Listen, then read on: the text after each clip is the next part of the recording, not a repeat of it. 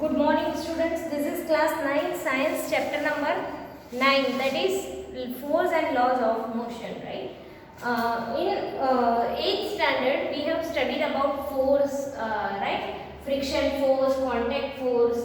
Okay, अभी हम लोग पढ़ेंगे कि force, balance force, unbalance force, उनके बारे में भी हमने पढ़ा था, राइट? तो उसके थोड़ा हम लोग डिटेल में पढ़ेंगे और हम लोग पढ़ेंगे लॉज ऑफ मोशन के मोशन के कितने लॉ हैं, राइट? तो let's see. In the previous chapter we described the motion of an object along a straight line in terms of its position, velocity and acceleration. We show that such a motion can be uniform or non-uniform. We have not yet discovered what causes the motion. Why does the speed of an object change with them? With time. Do all motions require a cause? If so, what is the nature of the cause? In this chapter we shall make an attempt of quench all the curiosity, right? For many centuries the problem of motion and its cause had puzzled scientists and philosophers. A ball on the ground when a given small hit does not move forever, but observation suggests that the rest is the natural state of the object, right? हमें पता है कि अगर कोई ball यहाँ पे हमने रखा, राइट, तो वो बॉल को जब तक हम मारेंगे नहीं तब तक वो चलेगा नहीं, मतलब रेस्ट है, वो उसकी नेचुरल पोजीशन है.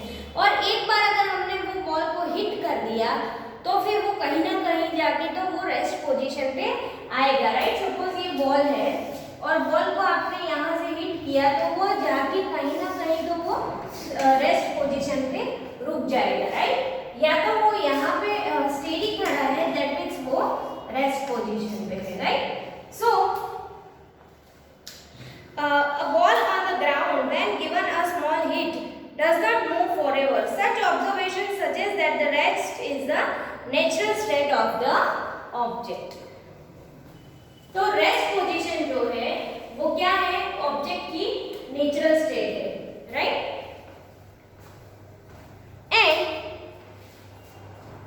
Natural state of an object. This remember the belief until Galileo and Isaac Newton developed the entirely different approach to understand the motion.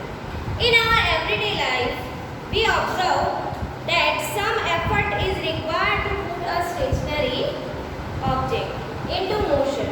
Okay, हमें पता है कि कोई ऑब्जेक्ट को मोशन में लाने के लिए, मतलब कोई भी मोशन में लाने के लिए उसके ऊपर हमें फोर्स अप्लाई करना पड़ता है, राइट? जैसे कि स्प्रिंग है तो स्प्रिंग को हम स्ट्रेच करने के लिए फोर्स अप्लाई करना पड़ेगा. अगर इन्फ्लेटेड बलून है तो बलून को हमें प्रेस करने के लिए फोर्स अप्लाई करना पड़ेगा, राइट? तो फोर्स क्या है? पुश और pull of an object is called, push और pull on a object is called force, right? अगर कहीं पे हमने पुश किया या पुल किया उसके स्टेट चेंज करने के लिए तो उस चीज को हम क्या बोलेंगे? Force, right? So from your studies in earlier classes you have also familiar with the fact that force can be used to change the magnitude of velocity of the object or the change in the direction of motion. We also know that the force can change the shape and size of the object. Even force है वो shape and size भी change कर सकता है, वो हमने 8th standard में पढ़ा है, राइट? कि अगर कोई वुडन है उसके ऊपर आप फोर्स से हैमर स्ट्राइक करोगे तो उसका शेप चेंज होगा, साइज चेंज होगी, राइट? तो लेट्स राइट फोर्स की डेफिनेशन लिखते हैं हम लोग.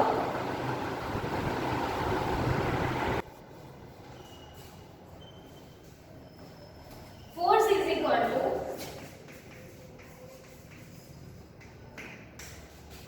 पुश और pull upon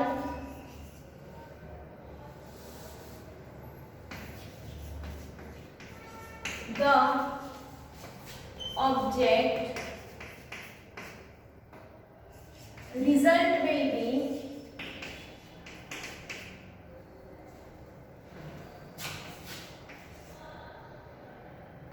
state of the object will change.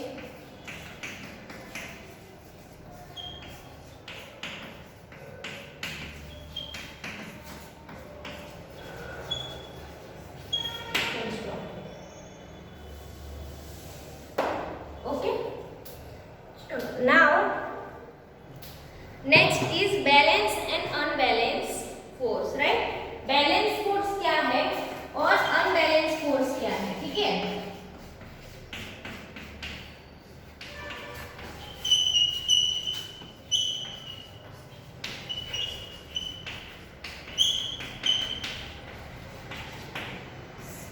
Suppose balance force क्या है पहले समझ लेते हैं। सपोज यहाँ पे एक लोड रखा है, मतलब ब्रिक रखी है सपोज, राइट? एक ब्रिक है, उसको इस तरफ से एक इंसान थोड़ा पुश कर रहा है और इस तरफ से भी एक इंसान पुश कर रहा है, राइट? इस तरफ से एक इंसान पुश कर रहा है एंड इस तरफ से भी एक इंसान पुश कर रहा है, ठीक है? तो अगर दोनों के फोर्स सेम होंगे, राइट? दोनों के फोर्स का मैग्नीट्यूड, सपोज ये भी 10 न्यूटन लगा रहा है और ये भी 10 न्यूटन लगा रहा है, राइट? तो दोनों के फोर्स अगर सेम है 10 न्यूटन, राइट? तो दोनों का क्या होगा? Resultant force should be 0 in balance, right? तो रिजल्टेंट फोर्स क्या होगा? Resultant force is equal to 10 newton minus 10 newton, right? And it should be 0. Okay, मतलब रिजल्टेंट फोर्स 0 हो रहा है, मतलब ये बॉक्स ना तो इधर जा रहा है ना तो इधर जा रहा है। क्यों? क्योंकि दोनों साइड से उसको सेम फोर्स मिल रहा है, तो वो यहीं पे रेस्ट पोजीशन पे ही रहेगा। क्यों? क्योंकि रिजल्टेंट फोर्स कितना हुआ? 0 हुआ, राइट? तो उसको हम क्या बोलेंगे? Balance force, right? Balance force किसको बोलेंगे? अगर दोनों डायरेक्शन से सेम फोर्स दे रहे हैं तो ये जो लोड है, राइट, ये जो वेट है ना तो इधर जाएगा ना तो उधर जाएगा, राइट? तो रिजल्टेंट फोर्स क्या होगा? रेस्ट पे 0, राइट? तो उसको हम क्या बोलेंगे? Balance force. Next is unbalance force.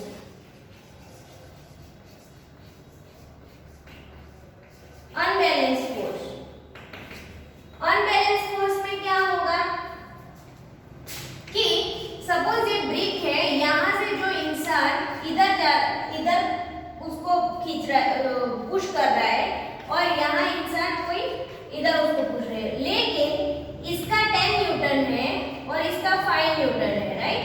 तो ये वाला ज्यादा फोर्स से उसको पुश कर रहा है, तो ऑब्वियसली ये जो ब्रिक है वो यहाँ की तरफ जाएगी, राइट? तो यहाँ पे रिजल्टेंट फोर्स क्या होगा? Resultant force is equal to 10 newton minus 5 newton, that is equal to 5 newton, right?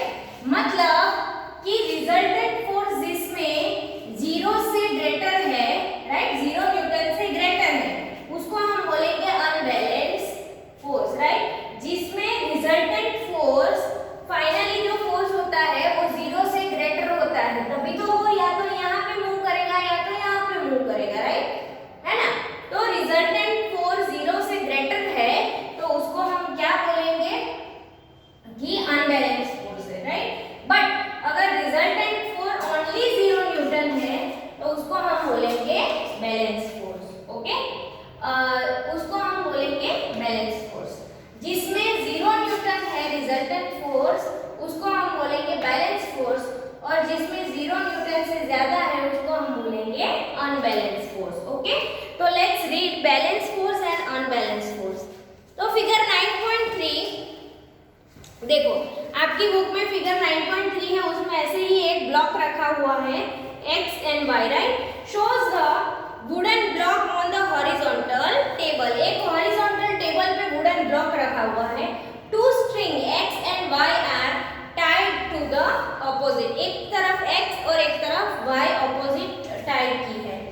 If we apply a force by pulling the string x, the block begin to move right. Obviously, right? देखो, आपकी book में ये जो diagram है 9.3, उसमें क्या किया है? ये ब्लॉक है, उसमें यहाँ पे x स्ट्रिंग और यहाँ पे y, मतलब डोरी बंधी हुई है डोरी से, राइट? अगर ये x है, वहां से ऐसे करेंगे, राइट? या तो ये x है, उसको ऐसे खींचेंगे हम, राइट? पुल करेंगे तो ये ब्लॉक है वो इस तरफ जाएगा, यस और नो, राइट। हाँ, तो पुल करेंगे हम एक्स की साइड पे तो ये ब्लॉक है वो राइट साइड पे जाएगा, और वाई से अगर पुल करेंगे तो ये ब्लॉक है वो लेफ्ट साइड पे जाएगा, राइट।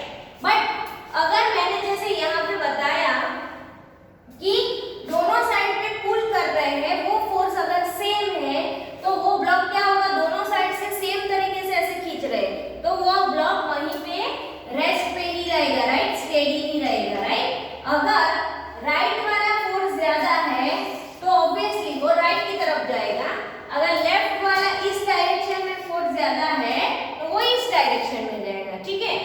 अगर इस डायरेक्शन में फोर्स ज्यादा है तो वो इस डायरेक्शन में जाएगा, राइट। तो if we pull the string y, the block moves to the left, but if the block is pulled from both the sides with equal force, the block will not move, right। दोनों side से अगर equal force से, जैसे कि यहाँ पे हमने push का एग्जांपल देखा था, ये पुल वाला एग्जांपल है, राइट, कि अगर दोनों साइड से एक साथ खींचेंगे सेम फोर्स से तो वो ना तो इधर जाएगा ना तो वो इधर जाएगा, राइट। बट अगर पुश वाला एग्जांपल में देखते हैं तो भी दोनों साइड से सेम फोर्स से पुश कर रहे हैं तो ना तो भी वो क्या होगा, रेस्ट पोजीशन में होगा, right. So the block will not move, such forces are called balance force, right. And ऐसे ही फोर्सेस को हम क्या बोलते हैं, बैलेंस फोर्स, राइट। जो मतलब कि दोनों साइड से इक्वल फोर्स है तो रिजल्टेंट फोर्स उनका 0 न्यूटन होगा तो उनको बोलेंगे हम बैलेंस फोर्स, राइट। तो नेक्स्ट है and do not change the state of rest of the motion. Now let us consider a situation in which two opposite forces of different magnitude pull the block. In this case, the block would begin to move in the direction of greater force. Thus, the two forces are not balanced and unbalanced force act in direction the block moves. This suggests that the unbalanced force acting on an object bring it in motion. What happens when some children try to push a box on a rough floor? If they push the box with a small force, the box does not move because of friction acting in the direction opposite to the push. This friction force arises between two surfaces in contact. In this case, between the bottom of the box and floor rough surface, it balances the pushing force and therefore the back box does not move. The children push the box harder, but the box still does not move. This is because the friction force still balances the pushing force, right? See, वो friction force के बारे में हमने पढ़ा था कि suppose ये box है, box को अगर आप push करोगे, right, तो वो थोड़ी देर के लिए हमें ऐसा लगेगा कि वो push करने से भी नहीं जा रहा है, क्यों?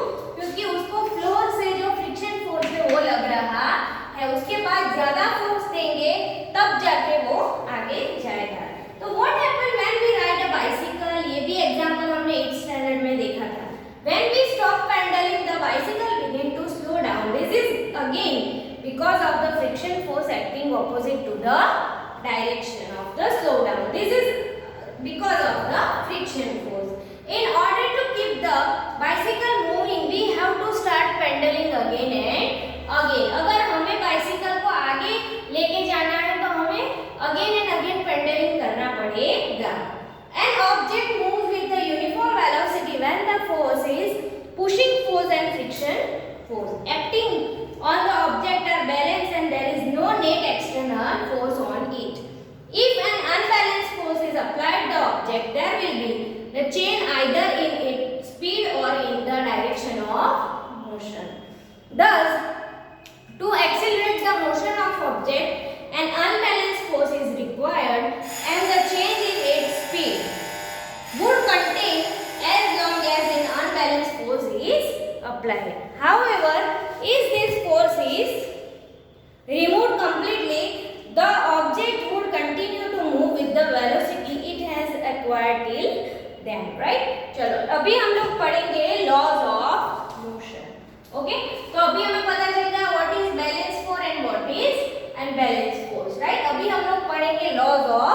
मोशन।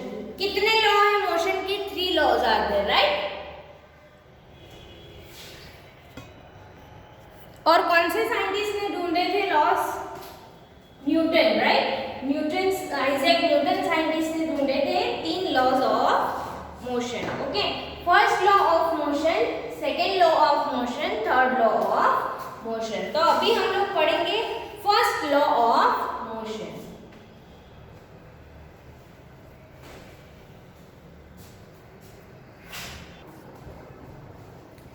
तो what is first law of motion? तो हमने कभी एक्सपीरियंस किया है कि हम जब बस में जाते हैं, राइट, या बस में खड़े थे और जब ड्राइवर एकदम से ब्रेक लगाता है तो हमें थोड़ा सा जर्क लगता है, राइट? एंड वो किसकी वजह से है? फर्स्ट लॉ ऑफ मोशन की वजह से, राइट? वैसे तो बहुत सारे एग्जांपल्स हैं, हम लोग यहाँ पर डिस्कशन करेंगे।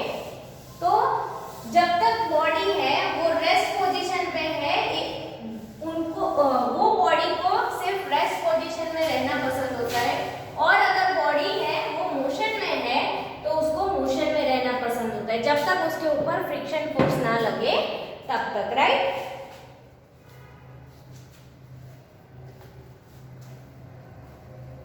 तो फर्स्ट लॉ ऑफ मोशन क्या है?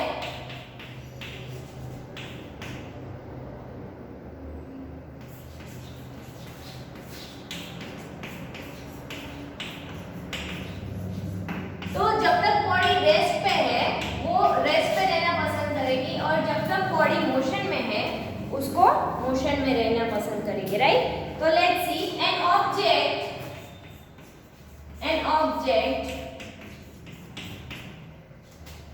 remains in the state of rest or of uniform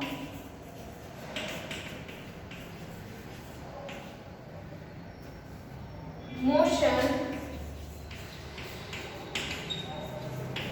in a straight line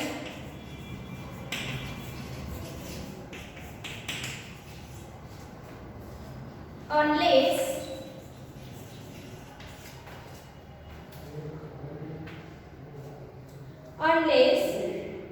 complete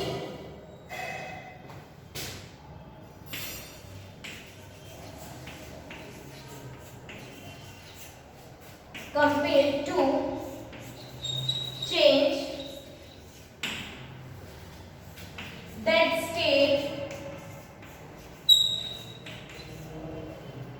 by an applied force.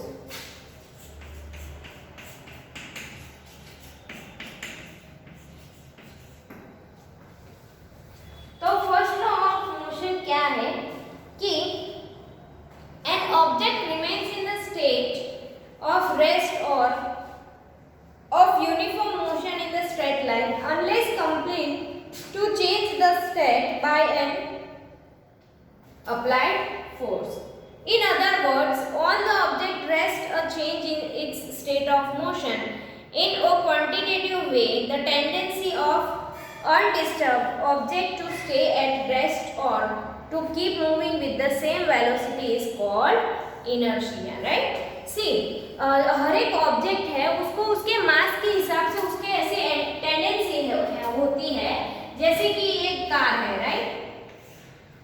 एक कार है,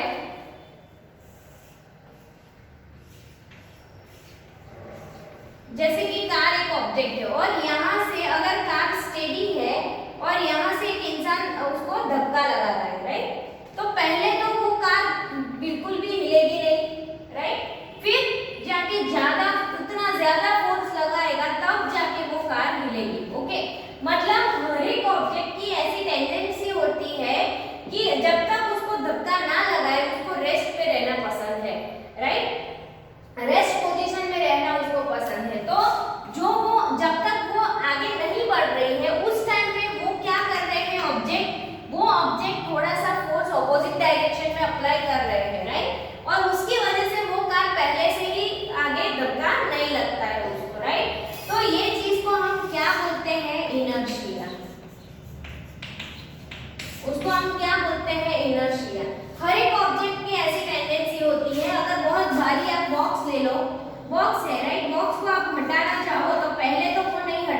एकदम से, बट जब आप ज्यादा फोर्स लगाओगे तब जाके हटेगा। तो स्टार्टिंग में क्यों नहीं हट रहा है? क्योंकि वो कुछ ना कुछ इनर्शिया, ऑपोजिट फोर्स कुछ दे रहा है, राइट? क्योंकि उसको रेस्ट पे रहना पसंद है इसकी वजह से, राइट? तो उसको हम क्या बोलते हैं? इनर्शिया। तो लेट्स सी इनर्शिया की डेफिनेशन लिखेंगे हम लोग। पहले तो ये जो फर्स्ट लॉ ऑफ मोशन है वो पढ़ लेते हैं। An object remains in the state of rest और of uniform motion in the straight lines unless compelled to change that state by an applied force, right? Object है वो एक straight line में मोशन कर रहा है, या तो वो चेंज कर रहा है अपना या फिर वो कहीं मोशन में है, राइट? तो वो जब तक अपना स्टेट चेंज नहीं करेगा, जब तक हम लोग एक्स्ट्रा फोर्स नहीं लगाएंगे तब तक, राइट? सपोज ये बॉल है, बॉल यहाँ से जा रहा है, राइट? तो वो जब तक उसको एक्सटर्नल फोर्स नहीं लग रहा है, उसके ऊपर एक्सटर्नल फोर्स कौन सा लगेगा? एक्सटर्नल फोर्स जो लगेगा वो होगा फ्रिक्शन फोर्स, राइट? तो वो जब तक फ्रिक्शन फोर्स नहीं लग रहा है, या फिर हम इंसान अगर उसके ऊपर कोई फोर्स यहाँ पे आके हम ऐसे हाथ लगा दे, राइट? तो वो क्या होगा? वो बॉल रुक जाएगा, राइट? तो जब तक उसके ऊपर एक्सटर्नल फोर्स नहीं लगता है, राइट, कोई भी फोर्स अप्लाई नहीं करता है, तब तक वो बॉल क्या होगा? चलता ही जाएगा, चलता ही जाएगा। But due to friction force वो कहीं ना कहीं जाके रुकेगा, राइट? फ्लोर क्या? फ्रिक्शन फोर्स की वजह से। या फिर अगर हम आके उसको रोके, राइट, उसका जितना फोर्स है उतने ही हम फोर्स लगा के उसको रोकेंगे, तब जाके वो रुक जाएगा, राइट? और दूसरी चीज ये है कि या तो वो स्टेडी है, रेस्ट पे है, तो वो रेस्ट पे ही रहेगा, राइट? ऐसे ही रहेगा जब तक उसको कोई फोर्स ना लगाए। हम किक मारेंगे तभी वो बॉल उछल के जाएगा, राइट? तो जब तक कोई एक्सटर्नल फोर्स नहीं आ रहा है तब तक वो रेस्ट पे है, तो रेस्ट पे रहना पसंद करेगा। अगर वो मूविंग है तो वो मूव होना पसंद करेगा, राइट? वो आगे जाके कब खुद से रुक जाता है? जब फ्रिक्शन फोर्स उसके ऊपर अप्लाइड होता है तब, राइट? ओके, सो ये था हमारा first law of motion. An object remains in the state of rest और of uniform motion in a straight line unless compelled to change the state by an applied force. Okay, next is inertia, right?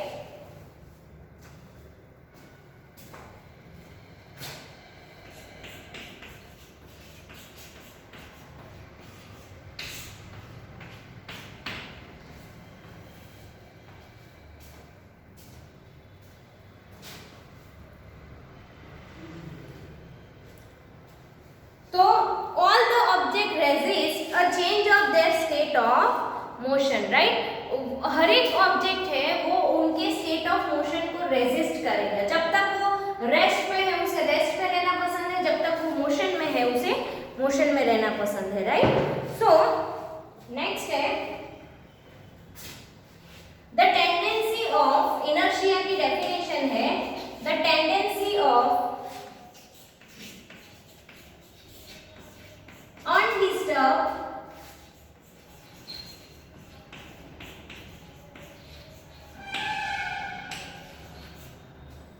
object to stay at rest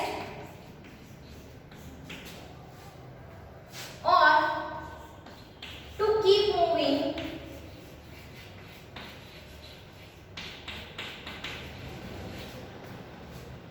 with the same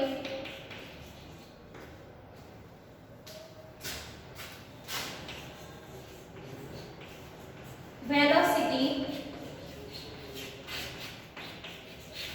is called inertia.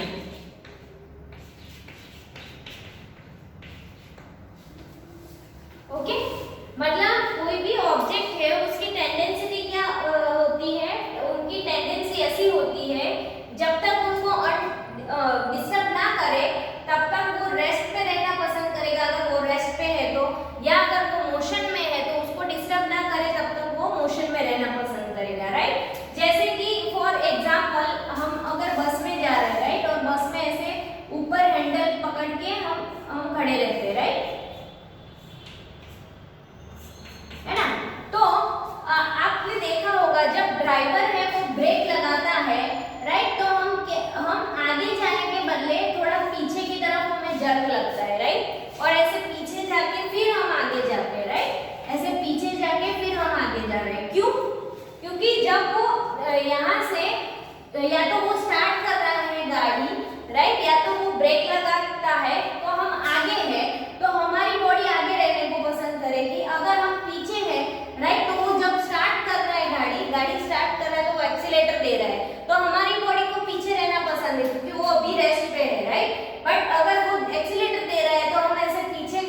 फिर ऐसे jerk लगता है हमें, right.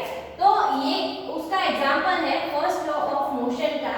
उसमें inertia समझना इसीलिए जरूरी है क्योंकि फर्स्ट लॉ ऑफ मोशन है उसको लॉ ऑफ इनर्शिया भी बोलते हैं, राइट। जो फर्स्ट लॉ ऑफ मोशन है उसका दूसरा नाम है law of inertia, right. Law of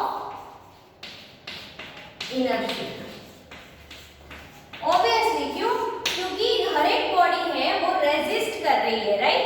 अपने आप को कोई अलग स्टेट चेंज करने से पहले स्टेडी पे है, अगर कोई फोर्स लगा रहे हैं तो वो खुद ऑब्जेक्ट रेजिस्ट कर रहा है कि नहीं भाई मुझे रेस्ट पे ही रहना है, राइट, या फिर मुझे मूविंग ही रहना है, तो उस चीज को ही इनर्शिया बोलते हैं। एंड वही क्या है, फर्स्ट लॉ है कि an object remains in the state of rest or of uniform motion in a straight line unless compelled to change the state by an applied force, right। अगर force नहीं apply करेंगे तब तक वो rest पे रहेगी या तो वो मोशन में है तो मोशन में रहेगी बॉडी, राइट। तो इनर्शिया क्या है, what is inertia? So the tendency of undisturbed object to stay at rest और to keep moving with the same velocity is called inertia, okay. उसको हम क्या बोलते हैं, इनर्शिया। नाउ जो फर्स्ट लॉ ऑफ मोशन है उसको हम क्या बोलेंगे, लॉ ऑफ इनर्शिया, उसी को हम बोलते हैं law of inertia. I hope आपने ये लिख लिया है। तो फर्स्ट लॉ ऑफ मोशन पूछे या लॉ ऑफ इनर्शिया पूछे तो आपको ये लिखना है कि an object remains in the state of rest और uniform motion straight line unless complete to change that state by an applied force, या unless and until the external force is not applied, right। ऐसा भी easy language में भी आप लिख सकते हो, unless and until ऐसा भी लिख सकते हो, unless and until the change that state by an applied force,